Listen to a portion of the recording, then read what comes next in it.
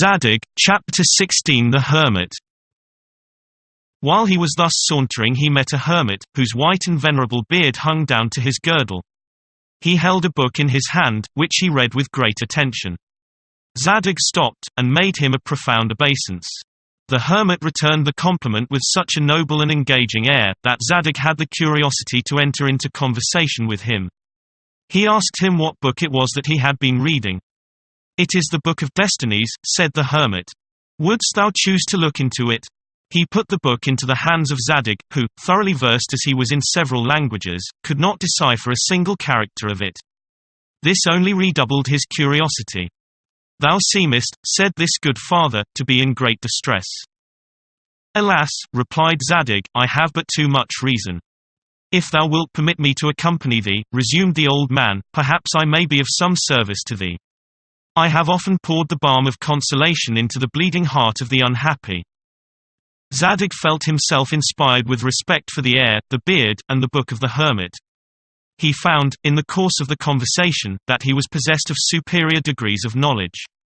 The hermit talked of fate, of justice, of morals, of the chief good, of human weakness, and of virtue and vice, with such a spirited and moving eloquence, that Zadig felt himself drawn toward him by an irresistible charm. He earnestly entreated the favor of his company till their return to Babylon. "I ask the same favor of thee," said the old man. "Swear to me by Aromases, that whatever I do, thou wilt not leave me for some days." Zadig swore, and they set out together. In the evening the two travelers arrived in a superb castle. The hermit entreated a hospitable reception for himself and the young man who accompanied him. The porter, whom one might have easily mistaken for a great lord, introduced them with a kind of disdainful civility. He presented them to a principal domestic, who showed them his master's magnificent apartments. They were admitted to the lower end of the table, without being honored with the least mark of regard by the lord of the castle. But they were served, like the rest, with delicacy and profusion.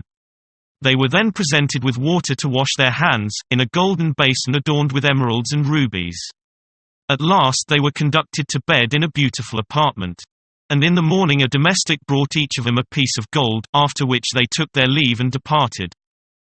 "The master of the house," said Zadig, as they were proceeding on the journey, "appears to be a generous man, though somewhat too proud. He nobly performs the duties of hospitality." At that instant he observed that a kind of large pocket, which the hermit had, was filled and distended. And upon looking more narrowly he found that it contained the golden basin adorned with precious stones, which the hermit had stolen. He durst not take any notice of it, but he was filled with a strange surprise. About noon, the hermit came to the door of a paltry house inhabited by a rich miser, and begged the favor of an hospitable reception for a few hours. An old servant, in a tattered garb, received them with a blunt and rude air, and led them into the stable, where he gave them some rotten olives, mouldy bread, and sour beer. The hermit ate and drank with as much seeming satisfaction as he had done the evening before, and then addressing himself to the old servant, who watched them both, to prevent their stealing anything, and rudely pressed them to depart, he gave him the 2 pieces of gold he had received in the morning, and thanked him for his great civility. "Pray," added he, "allow me to speak to thy master." The servant, filled with astonishment, introduced the 2 travelers. "Magnificent lord," said the hermit, "I cannot but return thee my most humble thanks for the noble manner in which thou hast entertained us. Be pleased to accept this golden basin as a small mark of my gratitude." The miser started, and was ready to fall backward, but the hermit, without giving him time to recover from his surprise, instantly departed with his young fellow traveler. "Father," said Zadig, "what is the meaning of all this? Thou seemest to me to be entirely different from other men. Thou stealest a golden basin adorned with precious stones from a lord who received thee magnificently, and givest it to a miser who treats thee with indignity." "Son," replied the old man, "this magnificent lord, who receives strangers only from vanity and ostentation, will hereby be rendered more wise, and the miser will learn to practice the duties of hospitality. Be surprised at nothing, but follow me." Zadig knew not as yet whether he was in company with the most foolish or the most prudent of mankind, but the hermit spoke with such an ascendancy, that Zadig, who was moreover bound by his oath, could not refuse to follow him. In the evening they arrived at a house built with equal elegance and simplicity, where nothing savored either of prodigality or avarice. The master of it was a philosopher, who had retired from the world, and who cultivated in peace the study of virtue and wisdom, without any of that rigid and morose severity so commonly to be found in men of his character. He had chosen to build this country house, in which he received strangers with a generosity free from ostentation. He went himself to meet the two travellers, whom he led into a commodious apartment, where he desired them to repose themselves a little. Soon after he came and invited them to a decent and well-ordered repast, during which he spoke with great judgment of the last revolutions in Babylon. He seemed to be strongly attached to the queen, and wished that Zadig had appeared in the lists to dispute the crown. But the people, added he, do not deserve to have such a king as Zadig. Zadig blushed, and felt his griefs redoubled. They agreed, in the course of the conversation, that the things of this world did not always answer the wishes of the wise. The hermit still maintained that the ways of Providence were inscrutable, and that men were in the wrong to judge of a whole, of which they understood but the smallest part. They talked of passions. "Ah," said Zadig, "how fatal are their effects!"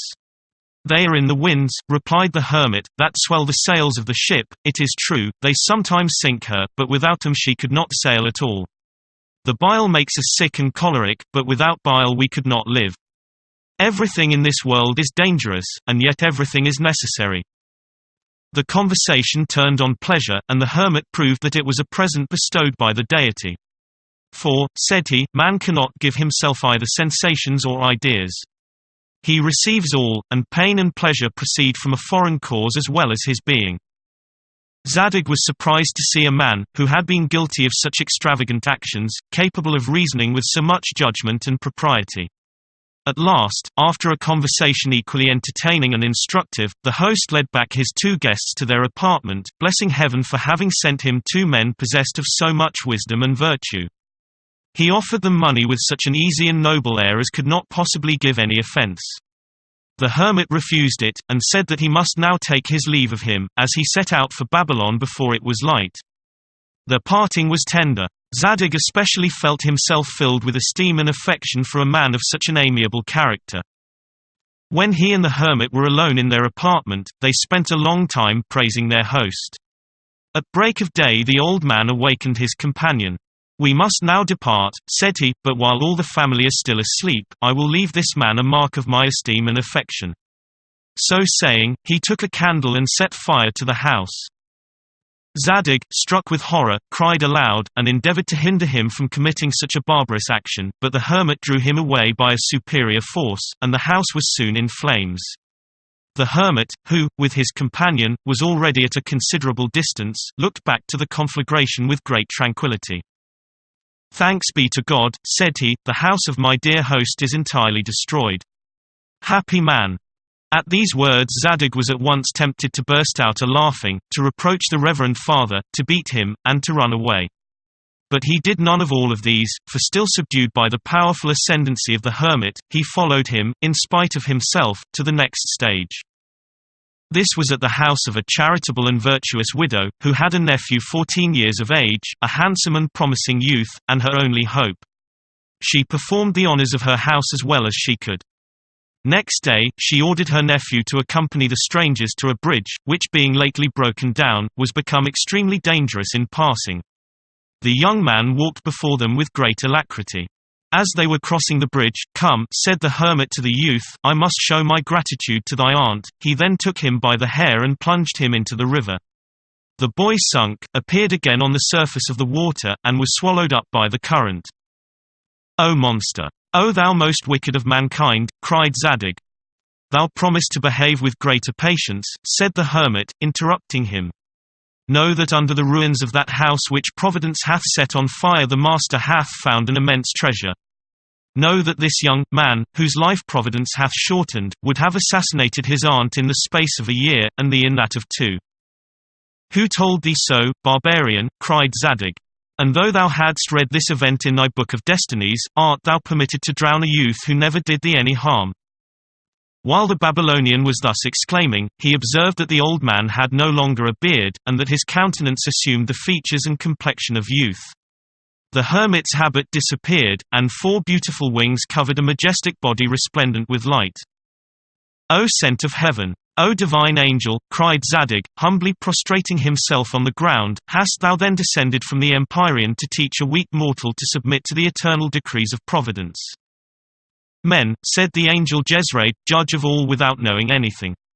And, of all men, thou best deservest to be enlightened." Zadig begged to be permitted to speak.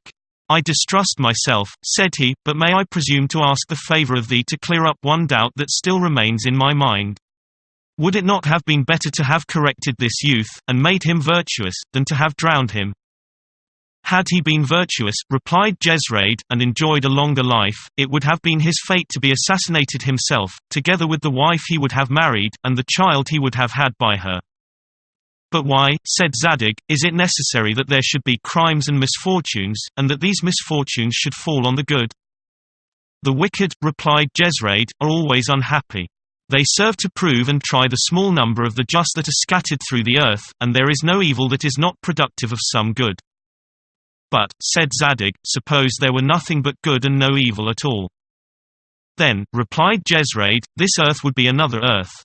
The chain of events would be ranged in another order and directed by wisdom, but this other order, which would be perfect, can exist only in the eternal abode of the Supreme Being, to which no evil can approach. The Deity hath created millions of worlds among which there is not one that resembles another. This immense variety is the effect of his immense power.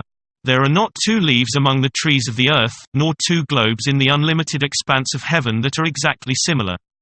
And all that thou shayest on the little atom in which thou art born, ought to be in its proper time and place, according to the immutable decree of him who comprehends all. Men think that this child who hath just perished is fallen into the water by chance, and that it is by the same chance that this house is burned, but there is no such thing as chance, all is either a trial, or a punishment, or a reward, or a foresight. Remember the fisherman who thought himself the most wretched of mankind.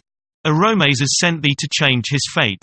Cease, then, frail mortal, to dispute against what thou oughtest to adore." "But," said Zadig as he pronounced the word "but," the angel took his flight toward the 10th sphere. Zadig on his knees adored Providence, and submitted. The angel cried to him from on high, "Direct thy course toward Babylon."